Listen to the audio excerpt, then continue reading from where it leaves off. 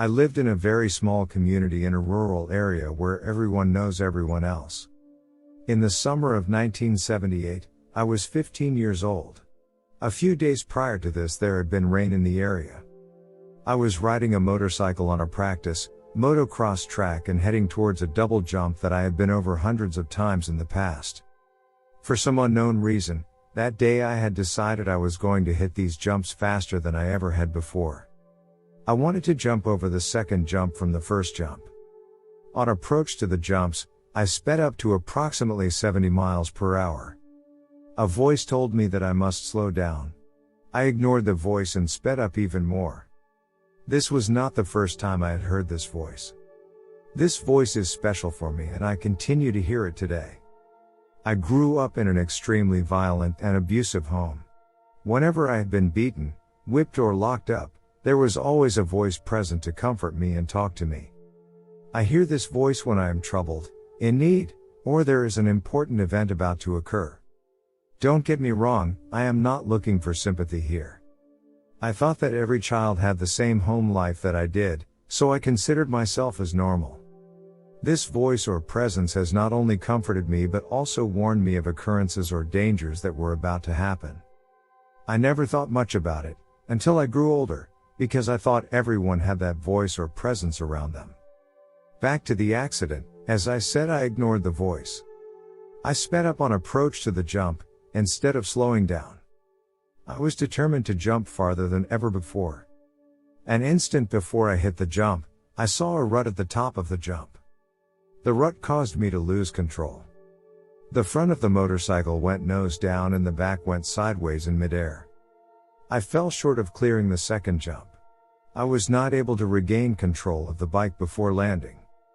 I landed headfirst on the side of the second jump that went unconscious. There were two guys who saw the accident. They were behind me traveling at a much slower speed. They both saw me hit the jump, causing a big cloud of dust when I hit the ground. They saw me about 5 feet above the dust in an upside down position and flying through the air. Then I disappeared as I fell back into the cloud of dust. They said that they were afraid to go up to me, so they stopped about 50 yards away from me. They watched for a couple of minutes and saw no movement coming from me. They had discussion between themselves and decided to come closer.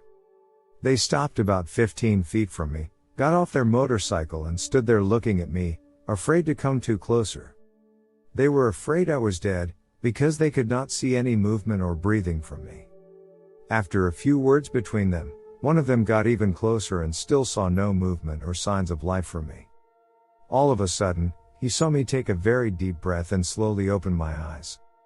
They later told me that this took about 5 minutes or so, total from the time I wrecked until they saw me take a breath. I was not wearing a helmet that day because I was just out playing on the motorcycle. After all, it was not a race or anything. When I saw the ground rushing up at me and hit head first, everything went black for a moment. I could kind of hear and feel my heart beating for a moment, then I opened my eyes and stood up. To my shock, I was standing there looking at myself lying there all twisted up on the ground. I then heard that familiar voice, the one I had always heard behind me, say the words, "Hurry, we must go." I immediately turned around.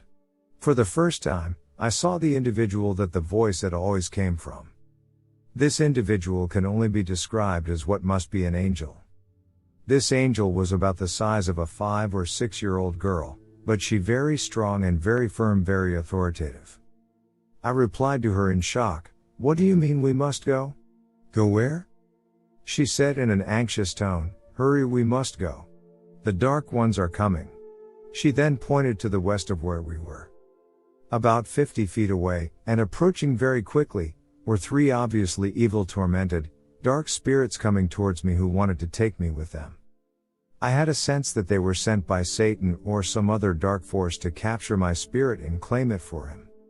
They looked like they were tangled together and rolling around each other in a swirling motion with a dark cloud surrounding them that was floating just above the ground. They were dressed in black robes and had pale and hollow faces with only sockets for eyes. I also sensed that one of them represented pain and suffering, one of them seemed to be lost and trapped in despair, and the third was just evil and bent on leading the others to capture me. He was clearly in charge of the other two and had a higher stature. I looked up at the angel who was floating just above my head as she extended her arm for me to hold onto her. She was dressed in a robe-like garment and what looked like a golden crown on her head. As we grabbed each other's wrist, she began flying upward.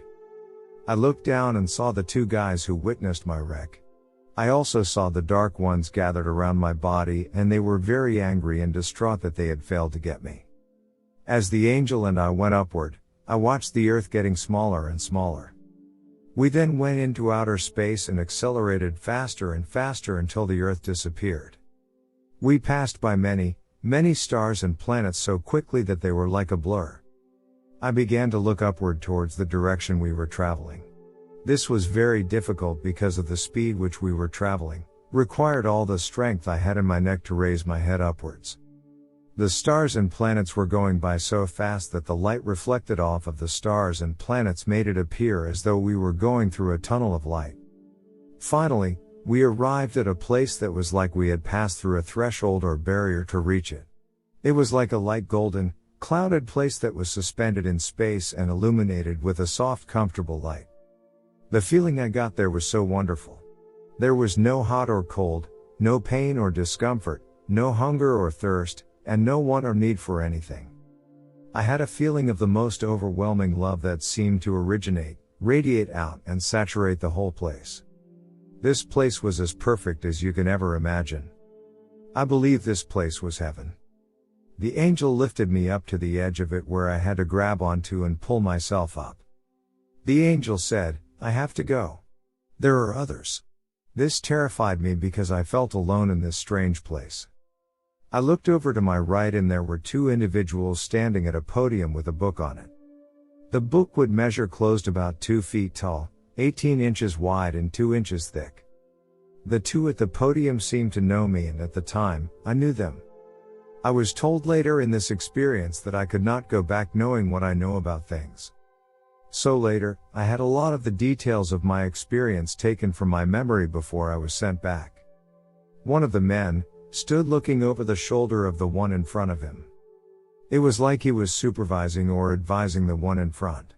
The man in front looked at me and asked, "Why are you here?" I looked up at him with fear and sorrow. I asked in a trembling voice, "What do you mean, why am I here? Do you mean I am supposed to go down there?" As I was looking down and suggesting the place the dark ones wanted to take me or hell was where they were suggesting I should be. I must tell you that we did not speak in words during this whole experience, but it was a subliminal language which I could understand and speak. For instance, I heard one word and an image projected into my mind and instantly had a complete understanding of a subject. On Earth, it could possibly have taken hundreds of words for me to understand what was being said. I refer to them or they because everyone seemed to be of the same opinion and conclusion on everything. There was no disagreement there. They both laughed and with assured me, no, it is not yet your time." I replied, "What do you mean it is not yet my time?" They turned the book so I could see it, and they opened it up. I saw that there were 3 columns of names on each page of the book from top to bottom. The man in front pointed and scanned the page of the book they were referring to. They reiterated, "It is not yet your time.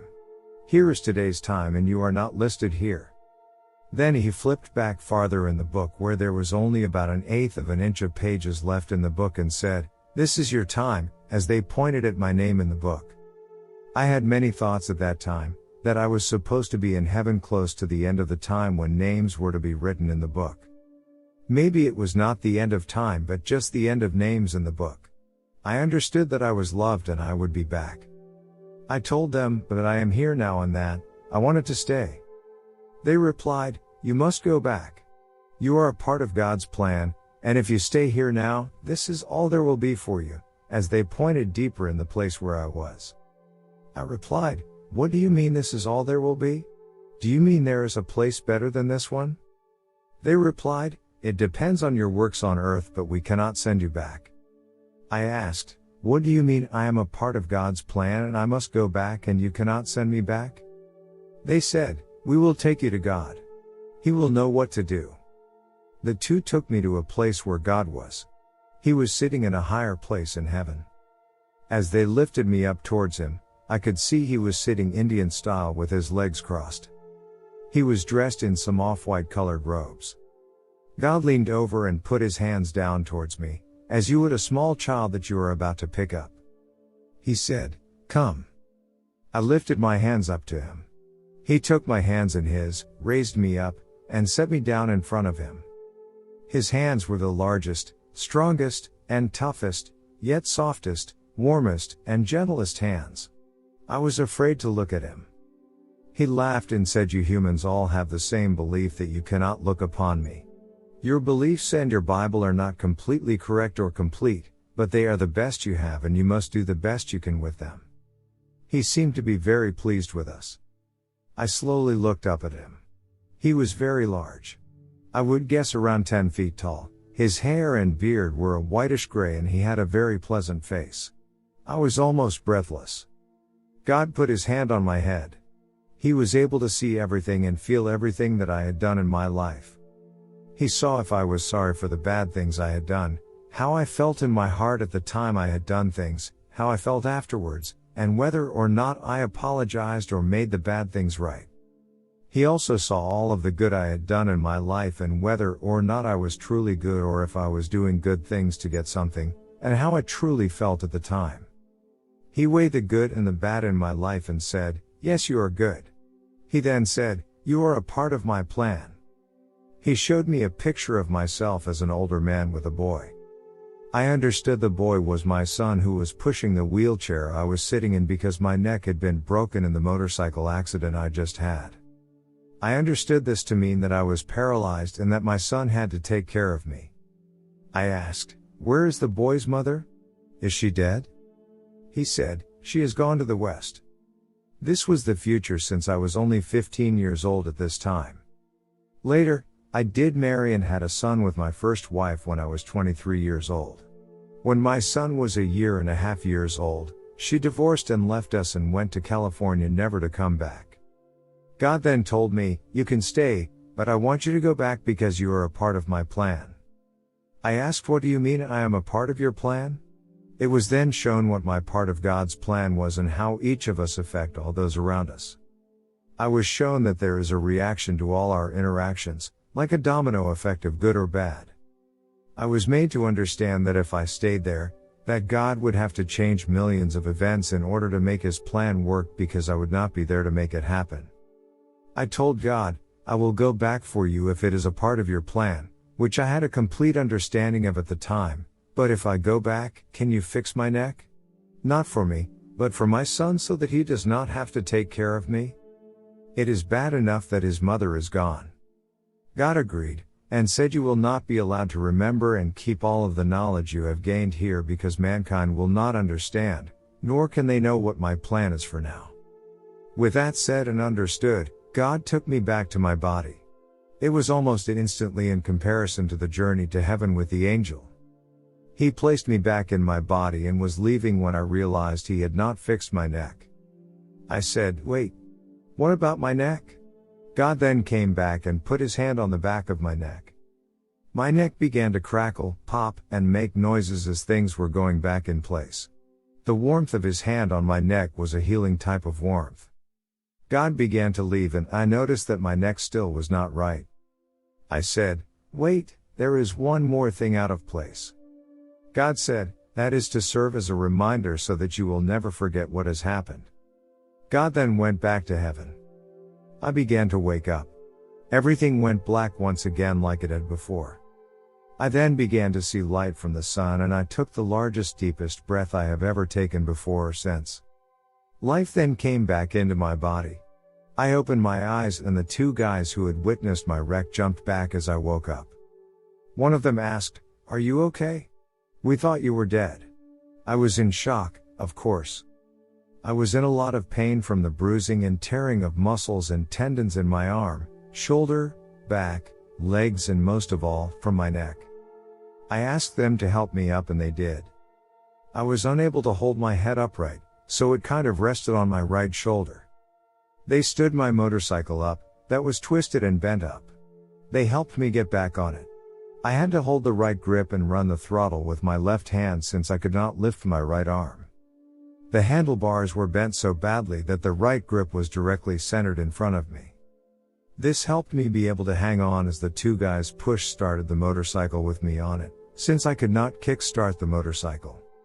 I was able to go at a very slow speed and did not know if I could make it home or to the hospital.